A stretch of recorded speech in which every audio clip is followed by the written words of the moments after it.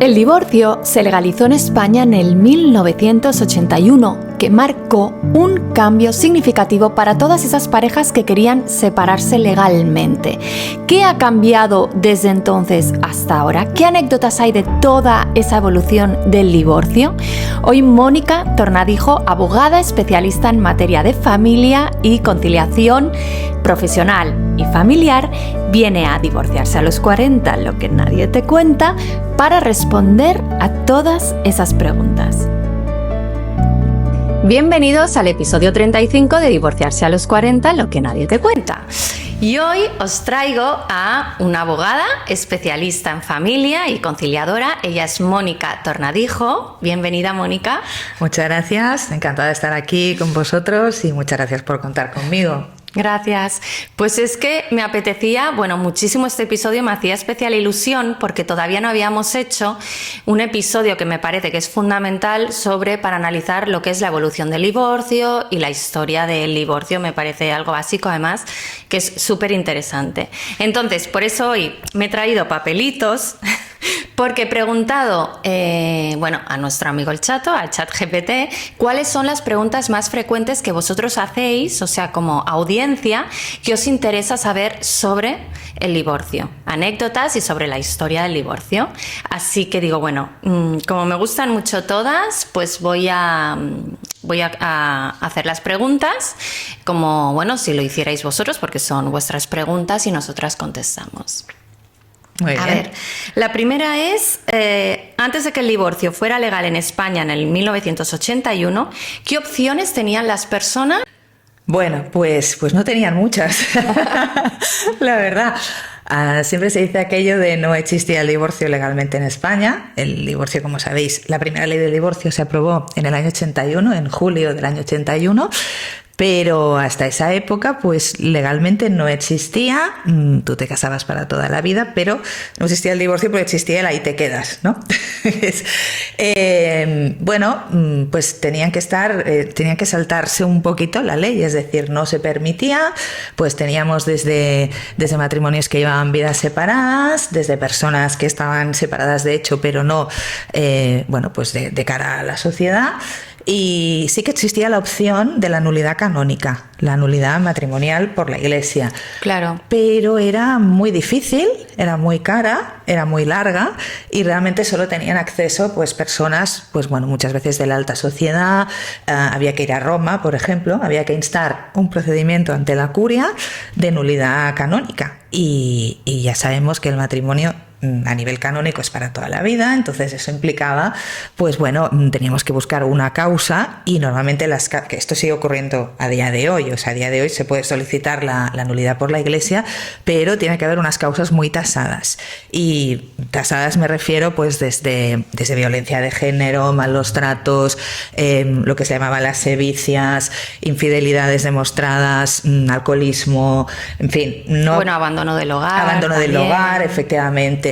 Pero lo que se entiende el divorcio de hemos dejado nuestra relación sin un motivo no existía. Pero claro, estamos hablando de un contexto, pues veníamos de donde veníamos y realmente la sociedad no estaba preparada para romper lo que es una institución pues tan fundamental como era la familia en aquel momento, ¿no? Entonces hubo mucho debate sobre qué iba a pasar si se llegaba a aprobar. De hecho, se esperaba, yo era pequeña en esa época, pero sí que recuerdo, se esperaba como un boom, igual que pasó también en el 2005, cuando en el 2005 cambió la ley y la ley del 81 tenía que ser igualmente causal, es decir, si tu marido, por ejemplo, no quería darte el divorcio, podía oponerse al divorcio. Ahora no, ahora con que uno de los dos, a partir del año 2005, se aprobó por el gobierno de Zapatero, se aprobó el divorcio exprés y la misma palabra lo dice, es decir, en 3 meses después del matrimonio, cualquiera de los dos puede pedir el divorcio y si uno lo solicita,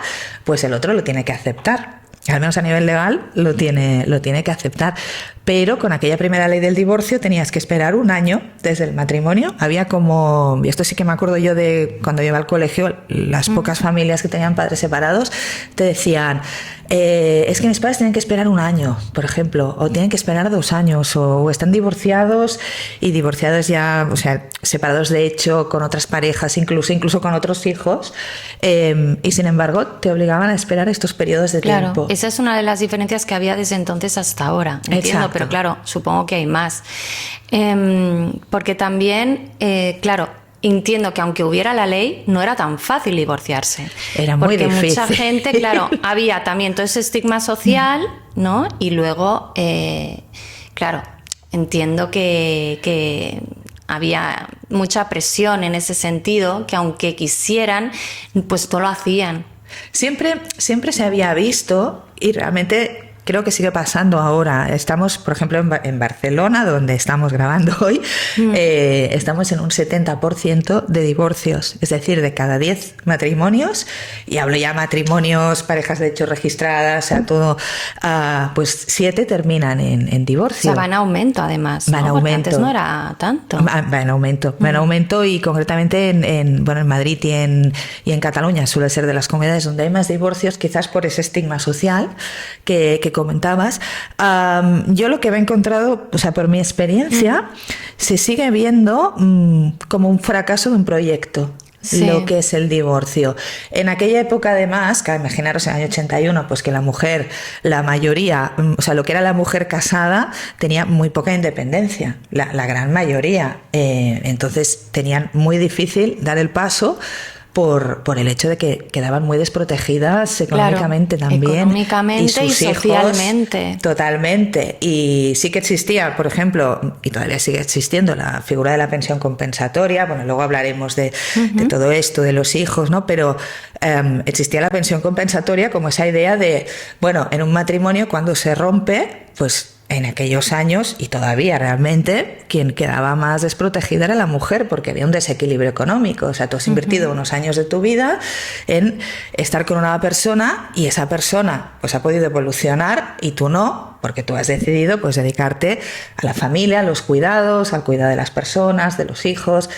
Y claro, esto cuando hay un divorcio, imaginaros una señora de 55, 60 años que lleva 30 años, 40 años, también antes se casaban mucho más jóvenes, y que no tienen ninguna posibilidad ni de acceder a una pensión de jubilación, por ejemplo.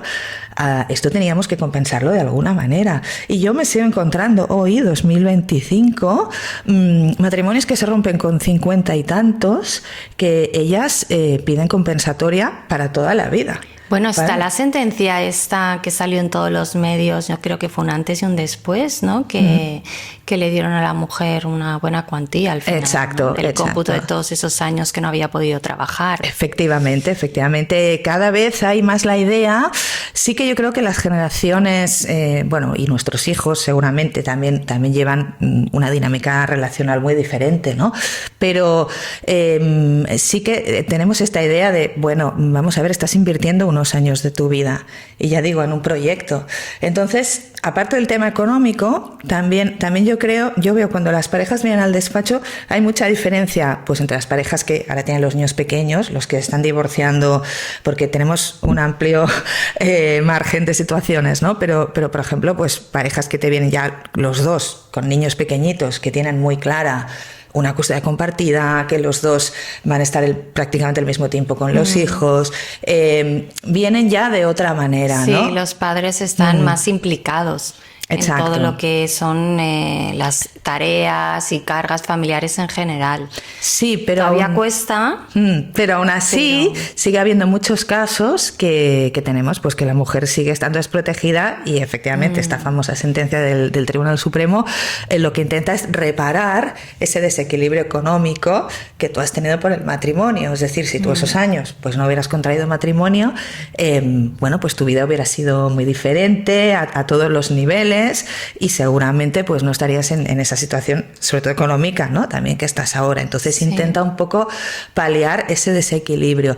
Creo que nos falta mucha educación, educación emocional, educación a nivel de tener relaciones y parejas más sanas en este sentido. Creo que tenemos todavía muchos mitos alrededor de todo este tema, y tenemos evidentemente el mito de Cenicienta, lo seguimos teniendo y lo seguimos teniendo del día a día, y claro, sobre todo a nivel de los matrimonios por la Iglesia, ¿no?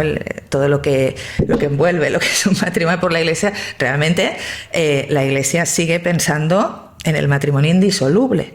Entonces, claro, eso implica pues que no hay manera de romper ese matrimonio, pase lo que pase. O sea, lo único que rompe el matrimonio es la muerte. Te dicen aquello de hasta que la muerte os separe.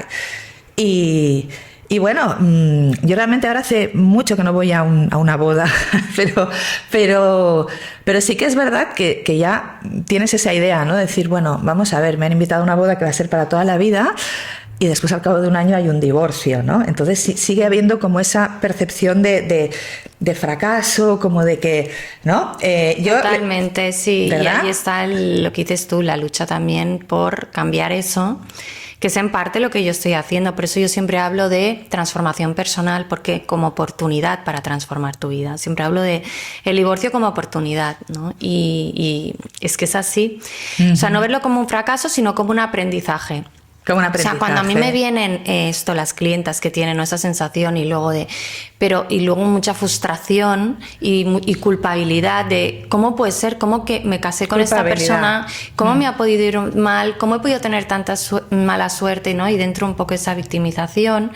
Pues claro, yo siempre les doy la vuelta.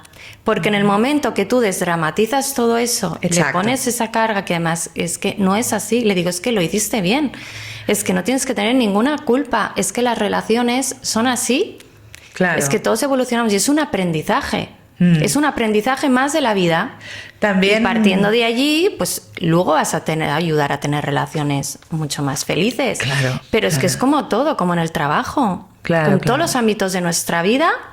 No nos implican hacerlo bien a la primera, hay un aprendizaje. A raíz, ¿no?, de ir teniendo errores, pues vamos avanzando. En el trabajo sucede eso. Y también, ¿por qué a nivel personal con, ¿no?, nuestra pareja o nuestro matrimonio no nos lo aplicamos? Exacto, bueno, porque se daba como por sentado. Me gusta mucho esta idea de transformación, porque sí que es verdad que, primero, si no estamos bien por el motivo que sea, eso no es un fracaso. Vamos a ver, tú no estás bien en un trabajo, no estás bien en tu empresa, no estás bien en fin, en cualquier ámbito de tu vida, con una amistad, pues se habla y se resuelve, ¿no? En cambio, en el matrimonio hay como... Bueno, pues como que es ese tabú de decir, no, esto es indisoluble, ¿no? Pero es que además sigue pasando. O sea, yo me encuentro a alguien, típico comentario, oye, ¿cómo está tu mujer tal? Y te dicen, bueno, es que nos hemos separado hace 5 años. Y entonces tú te quedas con esa cara de... No sabes si decir, o sea, a mí me pasó hace muy poco, ¿no? No sabes claro, no sabes si decir, bueno, pues, ¿y qué? O decir, pues vale, pues qué bien, ¿no? O ostras, ¿estás bien? A mí me sale todavía el decir, y todo bien, ¿no? Y, por ejemplo, en este caso él estaba estupendo, ¿no? Y me dice, ¿y ella qué tal? Pues ella también está bien, ¿no? Entonces, es decir, si no estábamos bien juntos, ¿por qué no podemos estar bien separados o divorciados, ¿no? O sea, vamos a dejar de verlo como un fracaso y vamos a verlo, pues como tú dices, como una oportunidad para... un proceso natural en nuestra evolución. Totalmente, una oportunidad para mejorar y para salir de algo que no te hace feliz, que no te satisface en ese momento, que no quiere decir que igual los años anteriores sí te satisfacía, porque además yo lo que comento siempre, la causa de divorcio, yo por mi experiencia, sí que veo, tenemos como muy idealizada la idea de, bueno, ¿y por qué nos divorciamos? Pues nos divorciamos porque te ha parecido, hostia, el vecino de aquí delante que te has alucinado y tal, o a ella le ha venido... pero luego no es por eso, porque si analizas, hay muchas otras causas. Evidentemente, o por trabajo, ¿no? Otra causa es que está todo el día, y todavía hay ese estigma, ¿no? De no, porque él es que está trabajando 12 horas al día, o porque tiene su empresa, o porque no me ayuda en casa. Siempre hay que buscar estos temas, ¿no? Y yo creo que hay una causa que es común en todos los divorcios, que es la diferente evolución. Es decir, tú empiezas con tu pareja a los 20 años, que eres una niña, ¿vale? Y que te han vendido eso del matrimonio para toda la vida y te pasas un año preparando tu boda, todo maravilloso, ¿vale? Y luego vienen los hijos y... Claro, pero es que tú ya no eres esa niña. Y él tampoco. Bueno, Claro. me has tocado un tema que me encanta porque ahora nos vamos un poco. Estoy leyendo un libro, bueno, ya me lo he leído y es como mi libro de referencia, que se lo recomiendo a todo el mundo siempre, que se llama algo lo de creer es crear o algo así. Bueno, Ajá. es de Brian Tracy. Y entonces habla de cómo nuestras células cambian. Cada 7 años somos una persona, celularmente hablando, completamente diferente. Ajá. Es súper interesante y es cierto que también a nivel de evolución de la persona, cada 10 años hay un cambio allí vital para nosotros. Ajá. Que, o sea, es así, o sea, estadísticamente es que es así. Entonces, claro, si tú no eres la misma persona, o sea, ni a nivel de células, ni a ningún nivel, o sea, a los 10 años, es lógico Claro, que te plantees. que es que la persona con la que estás pues no sea la adecuada para ti en ese momento. Claro. Es que Claro. tiene todo el sentido. O te reinventas o ahí hay un trabajo muchas veces y pasa mucho a nivel profesional, ¿no? Uno se queda aquí y el otro está arriba y entonces el que se queda abajo pues igual no se adapta o los dos, ¿no? Esto o se trabaja a nivel de, pues también de terapia de pareja. O sea, yo creo que hay que hacer también un ejercicio de sinceridad.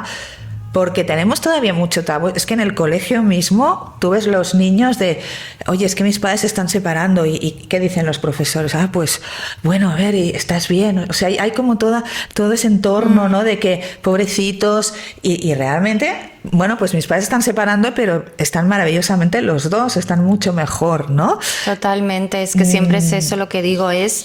No, o sea, los niños no sufren porque los padres se divorcien, sino por la gestión que nosotros Por la hacemos. gestión. ¿Cómo hacemos esa gestión Claro. del divorcio con nuestros hijos? Claro. Porque hay niños que viven en familias con conflictos, con discusiones, que ellos presencian que sus padres se dan cuenta que sus padres ya no se quieren Se dan cuenta o que no hay muchísimo. cariño. O sea, porque aunque tú intentes esconderlo delante de los niños, ellos eso lo sienten. Se lo Totalmente. transmiten. Totalmente. Y primero, no es un buen ejemplo para ellos porque ¿qué les estás diciendo? El día que tú te cases vas a tener que estar allí, lo que dices tú, Exacto. obligado, ¿no? Hasta la Exacto. muerte. Y luego, segundo, Hasta la muerte, es que eso ellos suena. están sufriendo.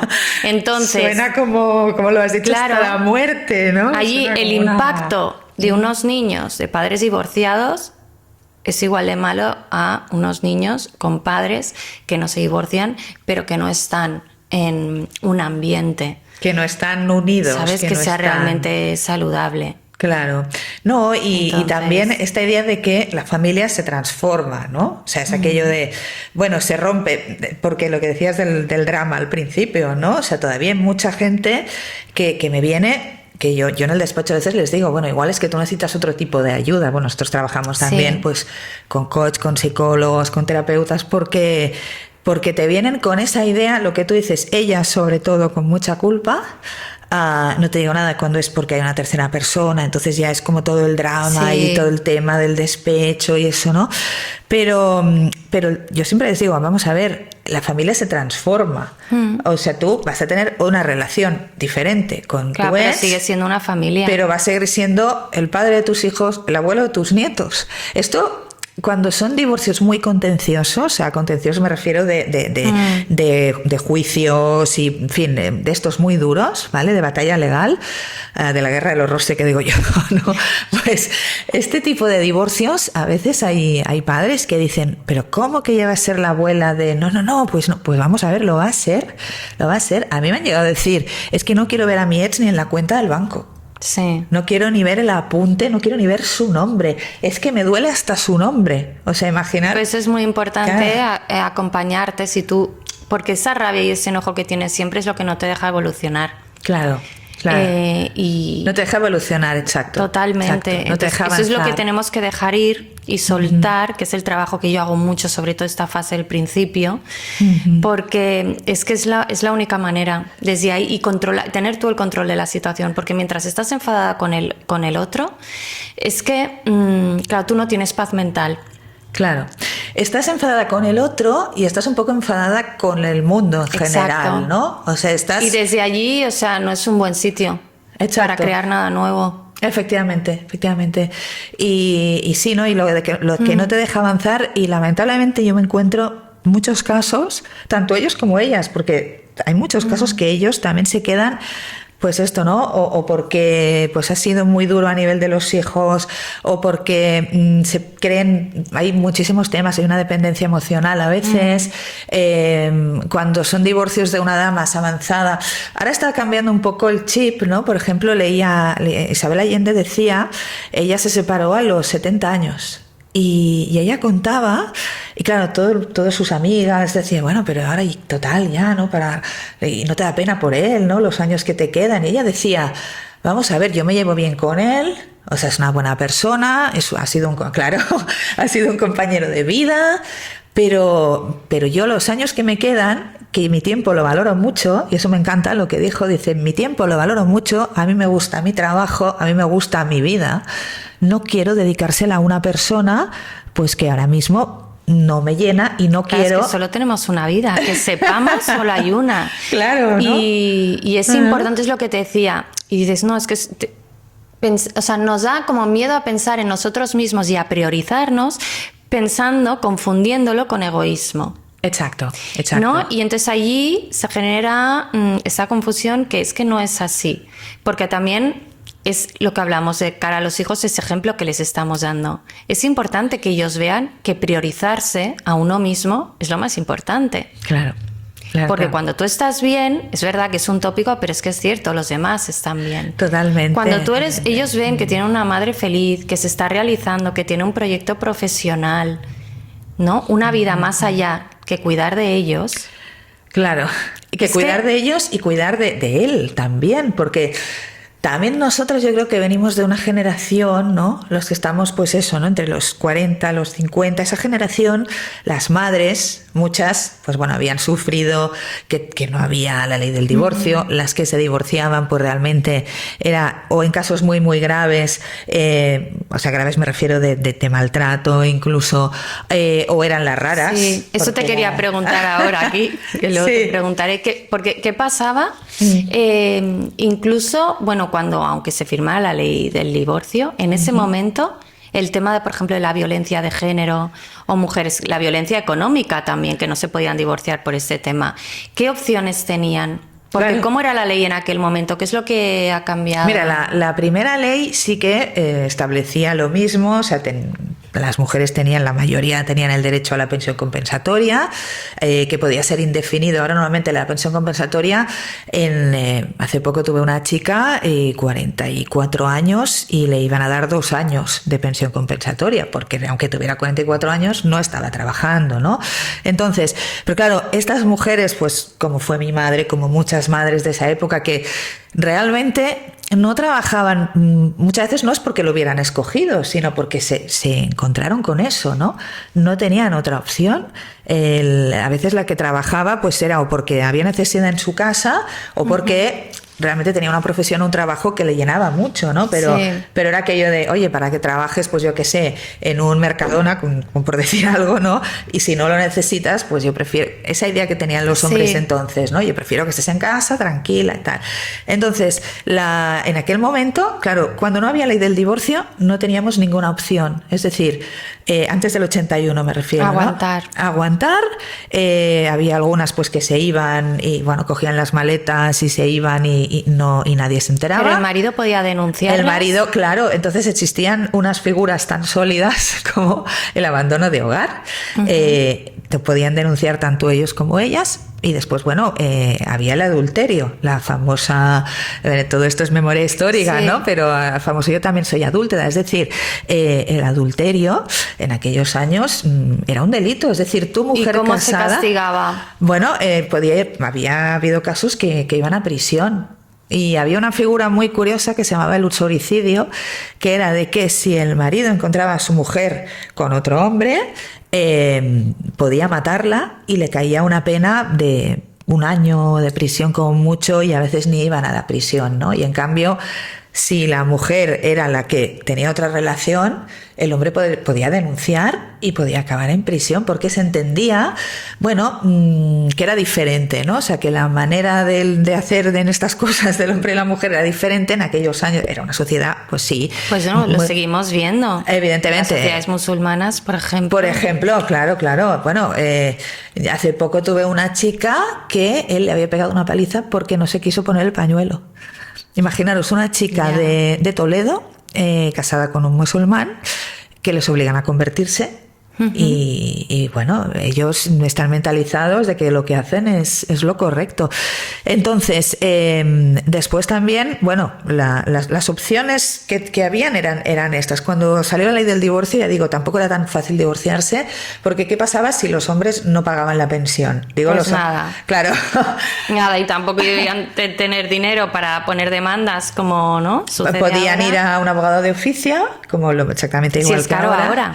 Sí. Entonces, ¿no? Sí, Imagínate. sí. Pero igualmente era muy difícil, y sobre todo en temas de violencia de género, pues bueno, esto hemos visto en películas y series, ¿no? Que iba una señora con la cabeza abierta, literalmente, y a denunciar, y le decían, bueno, vaya para casa, arréglenlo, se meten en la cama y ya está. Así se lo decían, era tal cual, los rapos sucios se lavan en casa, ¿no?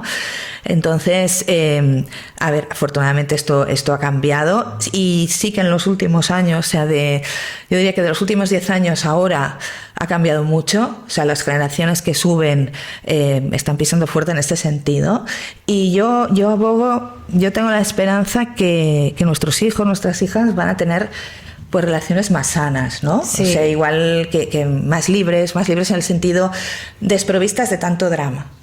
De ese drama de me has dejado, ¿no? Un fracaso, es que mira, es que ya toda mi vida me has destrozado la vida. Es que, claro, yo esto lo he escuchado, y lo he escuchado en los juzgados. Y, a ver, la vida te la destrozas tú si quieres, pero no te la destroza otra persona.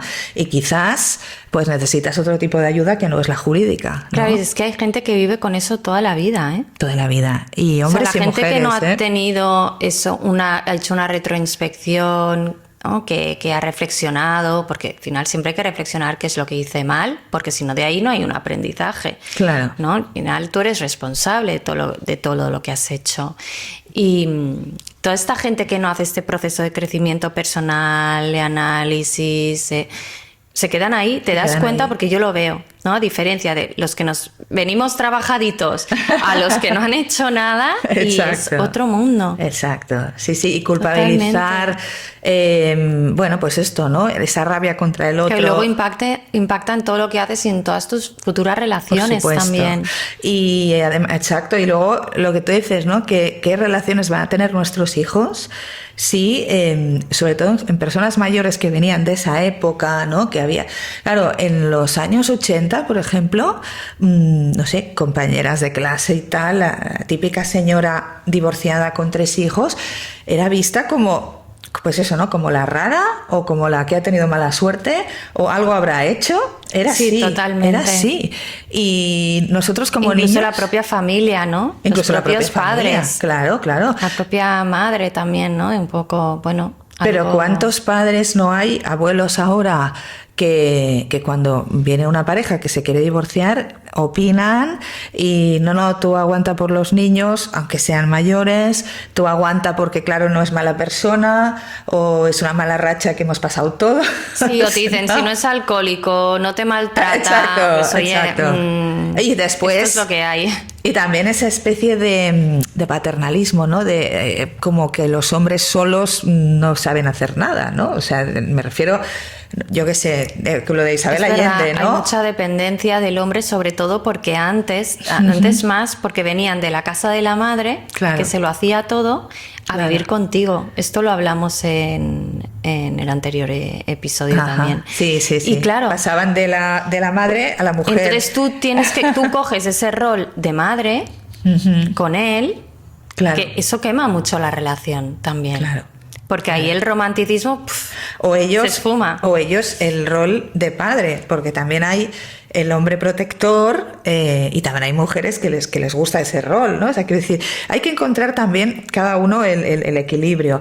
Pero sí que es cierto esto que dices, ¿no? De que un hombre mayor solo se sigue viendo como, ostras, qué pena, ¿no? Mira, si lo he dejado, se ha ido, ¿no? O sea, se sigue viendo, y es lo que decía Isabel Allende, decía, vamos a ver, si a mí me quedan 5, 6, 7 años o 10 de vida activa se refiere a poder llevar el ritmo de vida que tú quieres, ¿no? De no tener problemas de salud.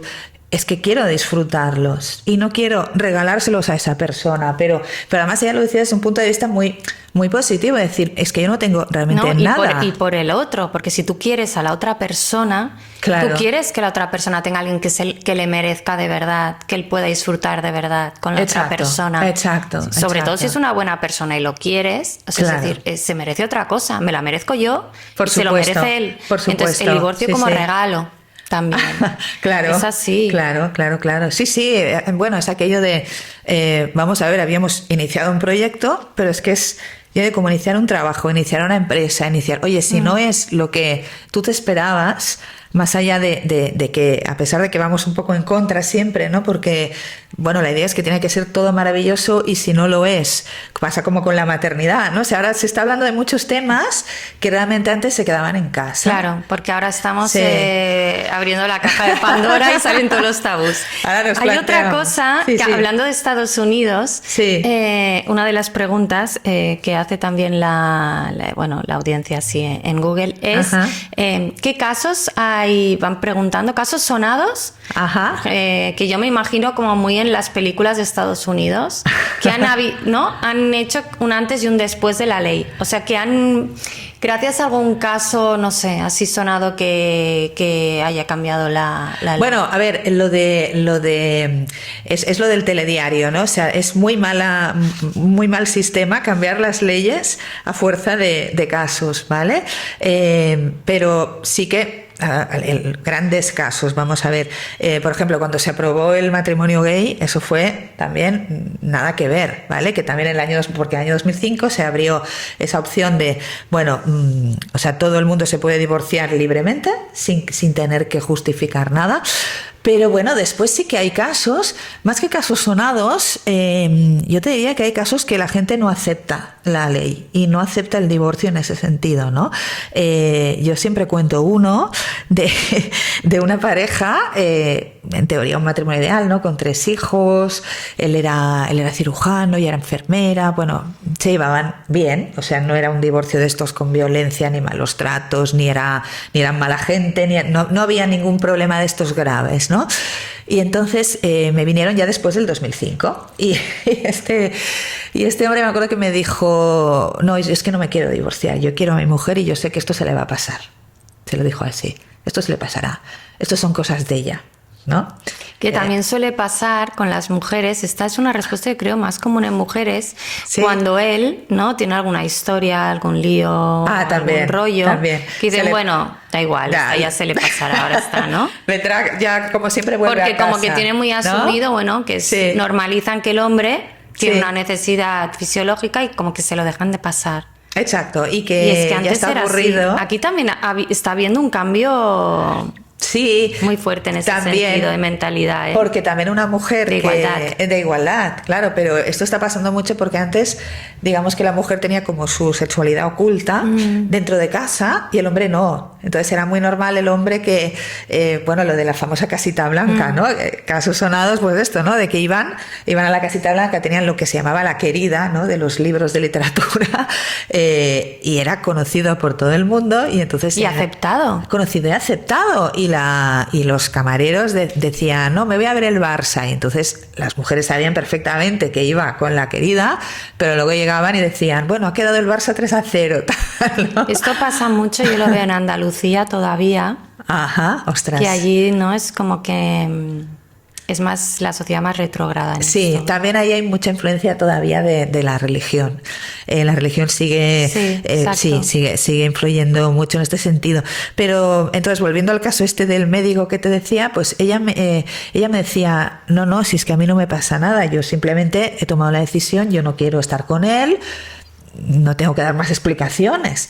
Y él se opuso al divorcio, y me acuerdo que fue a hablar con el abogado del Colegio de Médicos y al final, claro, todo el mundo le dijo, bueno, es que lo tienes que aceptar, es que no hay otra.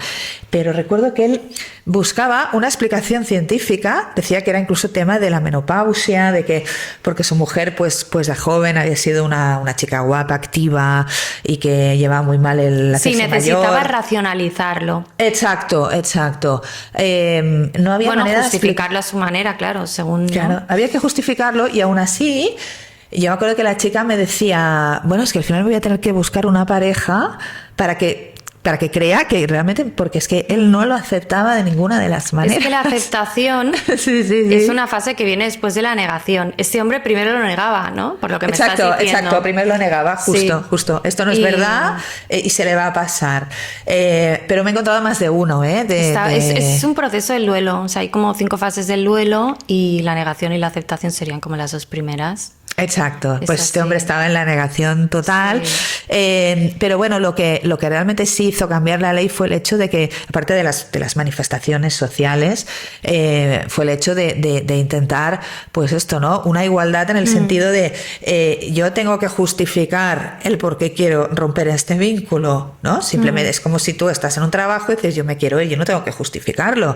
Entonces, tal como estaba la ley del 81, que por lo menos teníamos ley, pues por ejemplo, si había una infidelidad, yo recuerdo que me venían con el informe del detective y ahora si os fijáis ya casi no hay detectives, ya no se lleva. Claro, ahora da igual, ¿no? Ahora da igual, ahora cualquiera de los dos lo puede pedir y en 3 meses, o sea, si es mutuo acuerdo, en un mes y medio tienes el divorcio. Pero sigue existiendo lo del abandono del hogar, porque yo me acuerdo que en su momento nos decían, o sea, yo al final creo que me divorcié, ahora harán ya 6 años, que todavía era algo que se tenía en cuenta y que cuidado con esto. Bueno, vamos a ver, esto me lo preguntan siempre, no existe, se despenalizó en el año 78 lo que es esto, el delito del abandono de hogar, es decir, que tú te ibas y tu marido te podía denunciar y podía venirte la policía a detenerte y a ellos exactamente igual, ¿vale?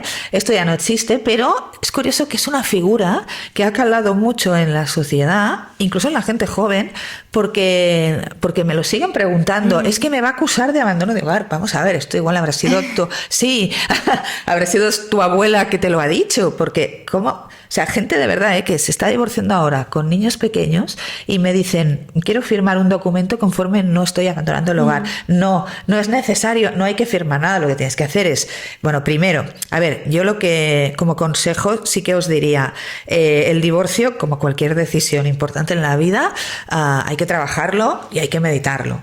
¿Vale? No es aquello de tenemos una bronca en el viaje de novios y vengo y me divorcio, que también casos hay, pero me refiero... Claro, por eso yo creo que siempre tendría que haber algo, a ver, no obligado, pero medio obligado, o que desde los propios bufetes de abogados intervengan en el sentido de decir, bueno, antes de tomar la decisión, hacer una mediación, ¿no? Que sí que hay muchos que son mediadores, pero hay otros que no lo son, o hacer terapia de pareja.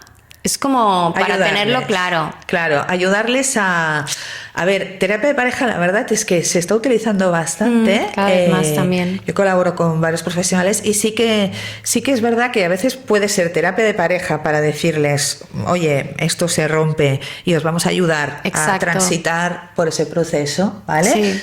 O el año pasado tuve un caso que empezaron terapia de pareja para divorciarse y luego pues volvieron a intentarlo, ¿no? Y a día de hoy siguen juntos. Es ver un poco, yo creo que es muy importante, y más en el mundo que estamos ahora, que todo es tan acelerado, ¿no? Que ponemos a 2,5 y tal, el tener un rato para poder hablar tranquilamente, incluso fuera de casa, ¿no? Fuera del espacio de los hijos. Y si a partir de ahí pues salimos con la decisión de divorciarnos, pues yo creo que plantearse decir, bueno, vale, a partir de aquí ahora vamos a tomar todas las decisiones de cara a resolver todos los temas legales, si hay hijos, pensiones, el uso de la vivienda, todos los temas que muchas veces hacen que se encalle el proceso, ¿no? Y bueno, pero yo os diría, igual que para una boda, o al menos las bodas de por la iglesia en aquella época, puedes estar 1 año preparando una boda, necesitas un tiempo para preparar el divorcio, necesitas un tiempo, no puedes decir, mira, me voy... Y pensar con claridad. Es importante, cuando estás mal, no puedes pensar con claridad. Exacto, Entonces, efectivamente. Tienes sí, la bruma esa mental. entonces trabajarse un poco esa parte como para saber que vas a tomar una buena decisión. Total. Y quizá entonces volver un poco lo que antes, ¿no? Se pasaba por la separación Exacto. y luego se divorciaba. Ahora es como que hacemos divorcio Todo. directo. Entonces quizás en estos casos, claro, Pero sería más eso- recomendable la separación hasta que Claro, tomes la decisión yo, final. por ejemplo, en casos de matrimonios de largo recorrido, o algo, para mí creo que es muy importante, cuando una de las dos partes está destrozada, o sea, realmente lo está pasando muy mal y lo que tú dices no es capaz de pensar con claridad. Claro, si no es capaz de pensar con claridad, seguramente me va a firmar un convenio que luego dentro de un año dirá, ostras, ¿cómo he firmado esto? ¿No? Es que me viene, sí. Yo ayer tuve 2 sesiones y las dos se arrepintieron de lo que habían firmado porque se sentían bajo presión. Claro. Y también, claro, la otra parte, si te encuentras con que, ¿no?, el ex o la ex es un poco manipulador o manipuladora, pues no quiero poner género, Claro, sí, juegan sí, sí. con esa parte. Claro, la dependencia. Si saben que tu punto débil obviamente pues suelen ser los niños o el tema económico, y en esos momentos Ujú. firmas. Claro, pero ahí yo creo que uno, Y claro, luego uno tiene que conocerse, tanto ellos como ellas. Y tiene, bueno, es aquello de, hablábamos, bueno, me acuerdo de Rubén Turienzo en una charla que estuvimos que decía, cuando tú tomas una decisión, piensa dentro de 3 meses cómo vas a ver esta decisión, y dentro de 6, y dentro de un año, porque el tiempo pasará. Y si tú no estás 100%, o es aquello de, si no es un claro que sí, es un no. Yo, por ejemplo, esto lo aplico mucho, ¿no? Cuando ves gente que, mira, es que no lo tengo claro, cuidado, ¿vale? No firmes. está bien pedir ayuda profesional en esos Sí. momentos, Ujú. ¿no?, que te aconsejen, pero luego yo también lo que digo siempre, porque yo me considero más mentora que coach, porque yo sí que doy consejos, digo, pues mira, yo haría esto, pero lo que Claro. dejo muy claro, porque los coaches no te dicen lo que tienes que hacer, es Exacto. como que te ayudan a ¿no?, autoconocimiento para que tú descubras tu respuesta. Entonces, bueno, yo hago un poco de todo porque lo hago siempre desde mi experiencia, entonces, pues si yo creo algo, yo lo digo y doy consejos, pero sobre todo siempre lo que digo, piensa que no hagas lo que yo te diga, porque yo te lo diga, ni lo que te dice tu abogada, porque te lo diga tu abogada. Sobre todo pasa por el filtro de lo que tú sientes y de tu corazón. Súper importante hacerlo desde ahí. O sea, lo que tú sientes realmente es importante, porque luego si tú te equivocas, que todos nos podemos equivocar, que al menos sea por una decisión que has tomado tú, no porque te lo haya dicho fulanito o menganito. Claro. Que sea porque tú lo sentías en ese momento. Si tú en ese momento lo sentías así, oye, no pasa nada. Al final no es una equivocación. Volvemos al tema del aprendizaje. Claro. ¿Sabes? Pero yo creo que al final, cuando lo haces desde ahí, es como que no te equivocas. Claro. Luego está claro que es muy importante un especialista, porque es el que te va a dar las claves. Claro.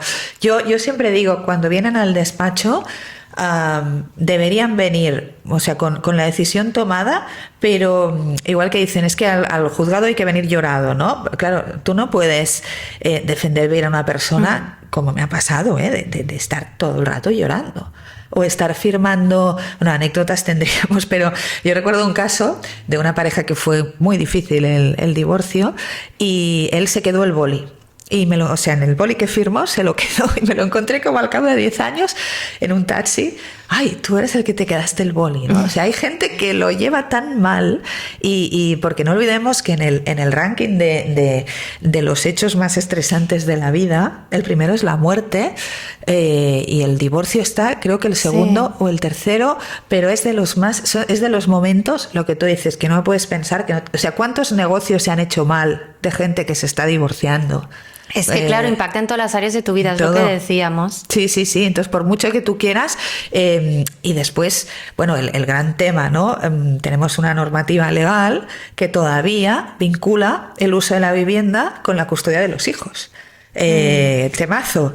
Entonces, ¿qué ocurre? Que en una sociedad donde la vivienda, pues muchas veces es el bien que más nos cuesta, claro, cuando hay un divorcio, muchas veces hay parejas que siguen juntas por ese motivo. Sí, por ese motivo. Y luego el tema del estrés. Mira, uno de ayer justo grabé un vídeo que hablamos sobre el estrés financiero de los hombres cuando hay un divorcio. El estrés financiero, muy buen concepto, ¿No? claro. Porque claro. es una de las cosas que a ellos más les preocupa, en el sentido que, por lo general, como es lo que decíamos, la mujer es la que ha dejado un poco de lado su carrera profesional, por no decir del todo, ¿no? En muchos casos. En muchos casos, y entonces el hombre es el que financieramente sostiene y es más pudiente a nivel económico.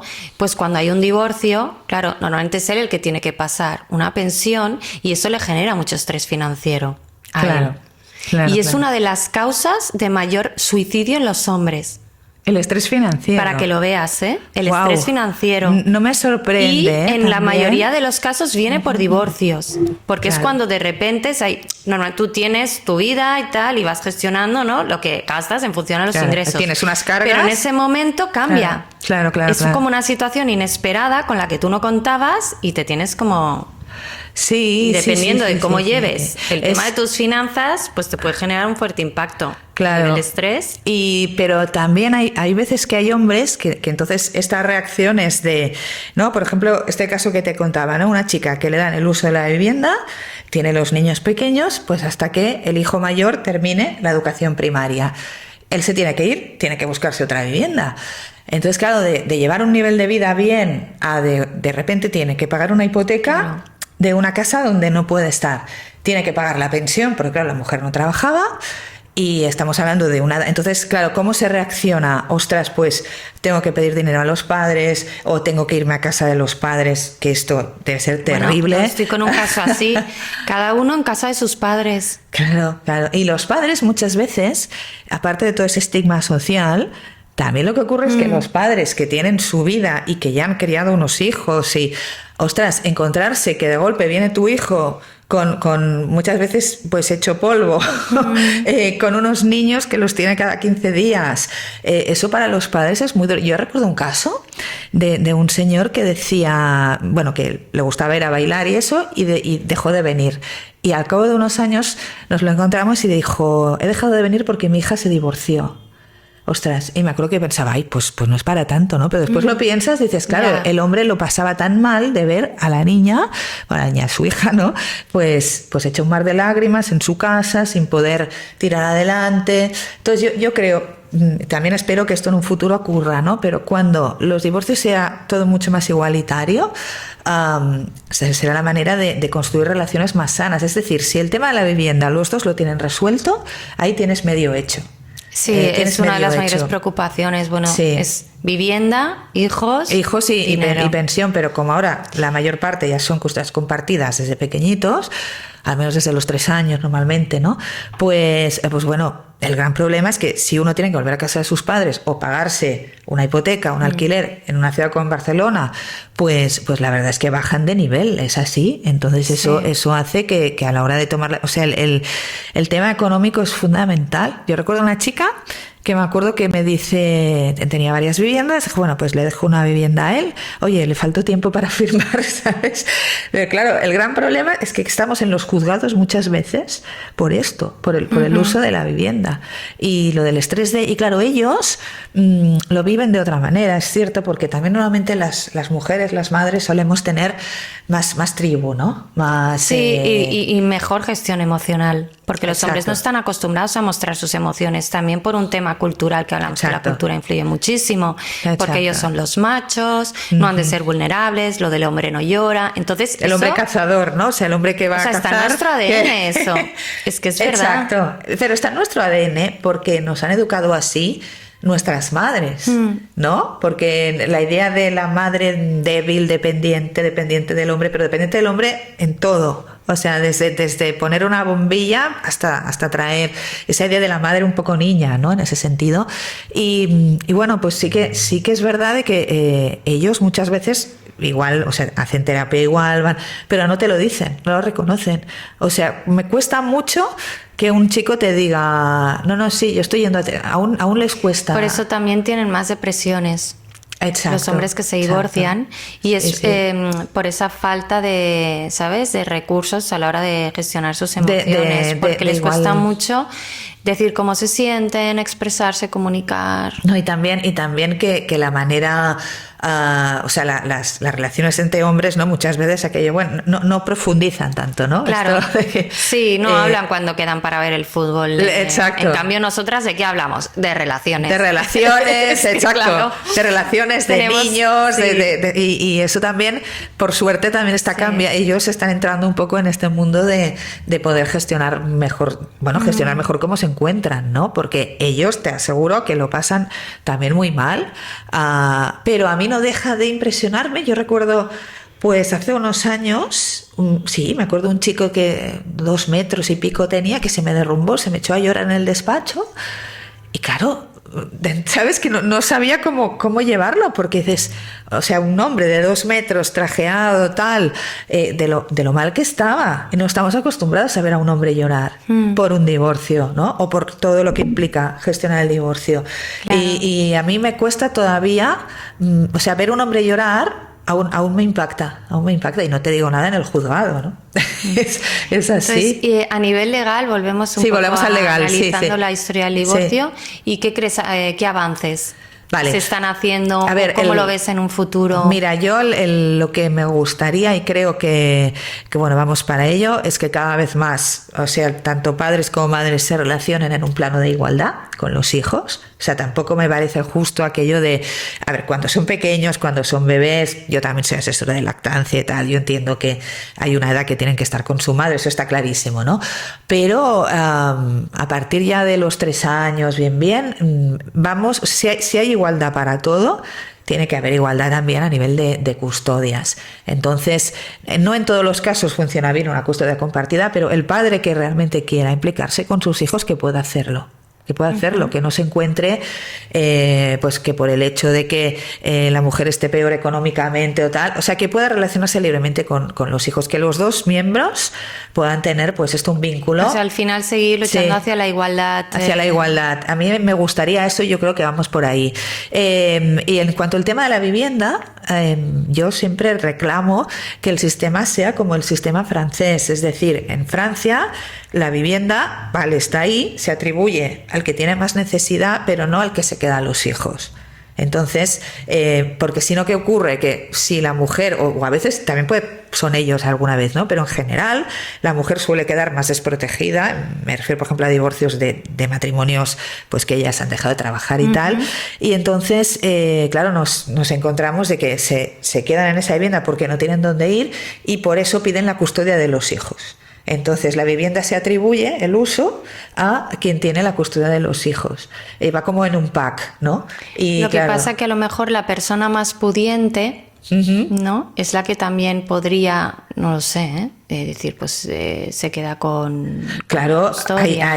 claro. Bueno, es que eso es también una reivindicación, que a mí algún padre me ha dicho, bueno, es que si ella realmente no puede tenerlos porque no llega. Claro, porque pasarle una pensión, y porque no me puedo quedar con los hijos. Exacto, mira, eso mismo me lo dijo un cliente. Que yo podía quedarme a mi hijo, y se lo dieron a ella porque, bueno, también ha ido evolucionando afortunadamente. Por ejemplo, del año 2006, 2007, ahora hay muchas más custodias compartidas. Yo cuando empecé a ejercer, yo empecé en el 97 y era 100%, bueno, había, para la madre, había aquel chiste, ¿no? Cuando te casas todo es arroz, cuando te divorcias todo es paella. Y es que es verdad, era así. Y a veces los pobres... No lo había oído. Sí, es muy malo, ¿eh? Pero a veces los pobres, es verdad que volvían a casa de sus padres. Se hicieron pisos para padres separados, hubo una época, porque siempre daban la custodia a ellas, pero por esto, porque el juez al final lo que hace es aplicar la ley. Entonces, si el juez le vienen pues unas declaraciones de renta, unas nóminas, y viendo toda la situación, pues al final la ley le obliga a atribuirle el uso de la vivienda a ella y la pensión. Y la pensión, y entonces se quedan, pues lo que dices, ¿no? Y para la pensión, nosotros tenemos un programa del Consejo General del Poder Judicial. Es bastante claro, o sea, tanto gana uno, tanto gana el otro, si el otro no trabaja, tal. Y ese es el que suelen seguir los jueces a la hora de fijar. Pero bueno, después está el gran tema ¿no? De la pensión compensatoria, la indemnización por razón del trabajo para el matrimonio. Y claro, ha habido una cosa también que recomiendo yo siempre, y sobre todo, por ejemplo, en segundos matrimonios, es hacer capitulaciones. Sí. Capitulaciones matrimoniales, porque no olvidemos que en Cataluña tenemos separación de bienes, en el resto de España no. Aunque ya el otro día estaba con una agente de Sevilla y me decía, no, nosotros ya hemos hecho capitulación, estamos en separación de bienes, ¿no? Pero bueno, realmente, porque claro, uno llega al matrimonio con lo que llega y al final dices, bueno, si realmente estás conmigo por amor, pues firma esto, estás conmigo por mí, sí, no por todo mi entorno, ¿no? Es difícil. Porque también es verdad de que, o los famosos pactos, los pactos pre-ruptura, tipo Estados Unidos, ¿no? Lo que decías. En Estados Unidos ya se está hablando de matrimonios por 10 años. Por una vigencia. Pues mira, eso es lo que decía yo cuando empecé el podcast. Tendría que haber el matrimonio que una renovación cada X años. Como un contrato de trabajo. Exacto. Claro. Y entonces, esta mentalidad que tenemos de fracaso cambiaría automáticamente, porque es como, ¿renovamos o no renovamos? Y claro, ya le quitas, ¿no? Claro, toda esa carga de drama. Exacto, lo ves de otra manera. Sí. Pues mira, se planteó. Lo he dicho. Es verdad. Se planteó porque al final, además, yo creo que también eso haría, bueno, pues que no diéramos por sentado el hecho de, bueno, esto ya está, sí, ¿no? Ya... Y normalizar una realidad, porque es que es la realidad. Claro. Es que tú me estás hablando del 70%. 70%. Entonces, la ley tiene que cambiar, que normalmente va por detrás, ¿no? O sea, la ley siempre va por detrás de la sociedad. De la realidad social, pero es que ahora tenemos una realidad social que no tiene nada que ver, por supuesto, con la del año 81, pero es que tampoco tiene nada que ver la realidad social del 2025 con la del 2005. Claro, sí. 20 años atrás. Claro, 20 años atrás, digamos que se despenalizó el concepto de divorcio, pero aún así no había tantos divorcios. Ahora ya es aquella la presunción, ¿no? De tú vas a bueno, ya también partiendo que muchas personas ya ni se casan, viven en pareja de hecho y tal, ¿no? Pero tú cuando vas a una boda ya es aquello de, bueno, hasta que esto dure, ¿no? Ya no tienes esa idea de que teníamos al principio, ¿no? Hace 20 años también me pasaba esto, ¿no? Tú ibas a una boda y decías, va, que si el regalo, que si tal, que si 3 días de fiesta, no sé qué. Al cabo de nada se divorciaban y te quedaba esa sensación como, ostras, ¿no? Por eso dicen que lo ideal sería no casarse enamorado. También. Pero yo, o sea, no veo ni una cosa ni la otra. O sea, yo creo que realmente te tienes que casar pensando que será para toda la vida, porque tú quieres esa persona, estás enamorado y quieres. Lo haces con toda esa intención de exacto, es un compromiso. Claro. Pero no vernos tampoco como una falta de libertad, ni como que ya estamos atrapados en matrimonio para toda la vida. O sea, yo creo que tiene que haber ese punto medio de que realmente está la intención, porque lo haces con todo tu ser, con todo tu corazón, con todo lo que tienes, te entregas a esa persona. Exacto. Porque lo quieres así. Te entregas, esa es la idea, entregas tu vida a esa persona. Y volviendo a lo que decía al principio, ahí decides tú si quieres entregar tu vida a esa persona o disfrutar de la vida en todas tus otras áreas. O sea, ¿no? Está bien poner la intención. Sí. ¿No? Porque yo creo que es que, a ver, hay que hacerlo desde ahí. Claro, evidentemente tiene que haber un porque compromiso. Si no, entonces ya no te casas, vives en pareja y no te casas. Ese es el compromiso. Y tú tienes la ilusión realmente que eso sea para toda la vida y está bien tenerla. Pero hemos de ser realistas y saber, oye, que si algún día no pasa nada porque tu camino va por un lado y el mío por otro, pues tampoco pasa nada. O sea, sabemos que eso puede suceder. Por supuesto. Aunque la intención sea esa, también ¿no? depende y ya está, simplemente verlo así. De lo que... Porque, por ejemplo, también me estoy encontrando con los hijos de los primeros divorcios, incluso de cuando no había divorcio, ¿no? En el año 75 no existía el divorcio. La gente, los pocos que se divorciaban, al menos de cara públicamente, tenían que hacer esto, tenían que ir a Roma, tenían que pedir la nulidad canónica, pero la nulidad canónica implicaba declarar nulo ese matrimonio, ¿no? Y muchas veces nos encontramos con los hijos de esa época que realmente habían llevado tan mal el divorcio de los padres que hacen como un retroceso y es todo lo contrario. Es que la palabra nulidad es muy fuerte, ¿eh? Sí, por eso mucha gente sí. no se anula y también hay mucha falta de información. Tenemos falta de información. De lo que implica la nulidad. Claro. La nulidad en realidad simplemente es el divorcio eclesiástico. La nulidad. Lo que pasa que, claro, si piensas, es que yo no quiero hacer nulo el matrimonio por mis hijos. Claro, es que la palabra nulidad. Pero es que los hijos no son nulos. Esto lo decía la primera mujer de Camilo José Cela. Decía, ella supuso la nulidad. Aparte que era muy religiosa, ¿no? Muy creyente, pero ella decía, vamos a ver, a mí que no me esté diciendo ahora este señor que porque se ha enamorado de una señora que tiene 30 años menos tal y quiere casarse con ella, que me parece muy legítimo, pero que no me esté diciendo que esos hijos son nulos, porque no lo son, o sea, porque los he parido, ¿no? Entonces, sí que el tema nulidad, a ver, me llegan muy poquitas, porque también es verdad que la generación del divorcio, digamos, ¿no? Los que lo tienen más normalizado, ya pocos se habían casado por la iglesia, y los que se habían casado por la iglesia muchas veces cuando piden la nulidad es porque tienen otra pareja y quieren casarse otra vez por la iglesia. Y me acuerdo, lo que pasa es que, bueno, no es fácil tampoco la nulidad canónica, porque bueno, es un proceso que ahí sí que tienes que justificar unas causas, tienes que llevar a declarar, por ejemplo, a personas de un matrimonio de igual hace 30 años. Y recuerdo una chica el año pasado que era por este motivo, ¿no? Ella se divorció en el año 2002 y dijo, bueno, pues ahora quiero pedir la nulidad porque tengo una pareja y me quiero casar por la iglesia. Y lo vio tan complicado que fue...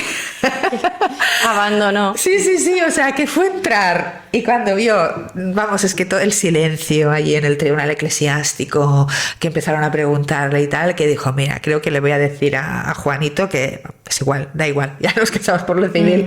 Y luego me dijo, el próximo que venga a casarme por la iglesia salgo corriendo.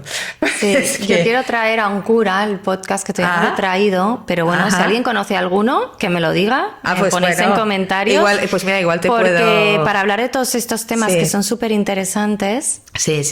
Me encantaría. Sí, pues mira, igual, vale, pues ya te buscaré. Pero sí, el único motivo prácticamente es este. Claro, pero cuando no existía el divorcio civil, no tenías más remedio, al menos para tener algún tipo de protección legal, pedir la nulidad canónica. Claro. No había opción, ¿no? Pero bueno, sí que es verdad que, ya digo, yo creo que la normativa ha ido evolucionando a mejor, realmente. O sea, de no poder divorciarte, de tener que demostrar una causa, de tener que justificar, había lo que se llamaba la falta de affectio maritalis, o sea, es decir, dejas de querer a esa persona, ¿no? No quiero estar con esa persona. Y entonces, a partir de ahí, todo eso se eliminó. Y ahora tenemos un divorcio totalmente libre. Aún así no quiere decir que sea fácil, porque tenemos un proceso de divorcio contencioso, te puede llevar entre 1 año y 2 años si hay recursos. Si llegamos a la Audiencia de Barcelona, por ejemplo, si llegamos al Supremo, sigue siendo un tema complicado divorciarse.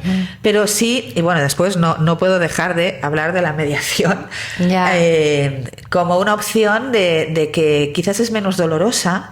Porque claro, el estar en un juicio, que tienes un juez que se ha mirado tu expediente en un momento, porque cada día tienen 4 o 5 más, si no son más, y te hace una serie de preguntas sobre tus hijos y sobre tu vida. Claro, hay gente que eso no lo entiende, ¿no? Y quieren tener sus minutos de gloria y quieren explicar, pues mira, lo que me ha hecho, mira yo lo bien que lo he hecho y tal. Y claro, es que el sistema judicial no está para eso. El sistema judicial está para, por ejemplo, pues saber quién se le atribuye la custodia, ver el uso de la vivienda, el tema económico, pero no te va a preguntar sobre nada más, ¿no? Solo sobre los temas económicos. Entonces hay clientes que esto no lo entienden y quieren poder explicar, si quieren ver, ¿no? Entonces la mediación, lo bueno que tiene es que estás tú con esa persona, muchas veces sin abogados. Y claro, a ver, los divorcios no suele haber una sola causa, muchas veces son muchas, ¿no? Pero hay personas que necesitan hablar y necesitan sentarse, ¿no? Y lo que te decía antes. Y con un mediador, pues te puede decir, bueno, a ver, ¿por qué te sientes así? ¿Por qué tal? Y a veces ni siquiera lo habían hablado, ¿no? Totalmente, es que es uno de los mayores causas de divorcios o de separaciones, es la falta de comunicación, Falta o sea, de algo tan comunicación. simple como la falta de Claro. comunicación. El no hablar, porque al final es aquello, ¿no?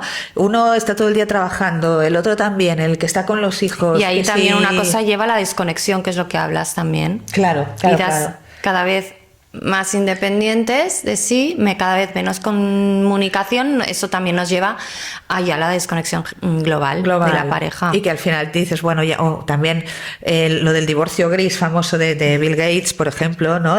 Bueno, en Estados Unidos es otro sistema, pero sí que es verdad de que se está dando el divorcio gris, de decir, bueno, yo no quiero los pocos años que me queden estar con esa persona, pero simplemente pues porque quiero hacer otras cosas. Exacto. ¿no? Porque y no pasa nada.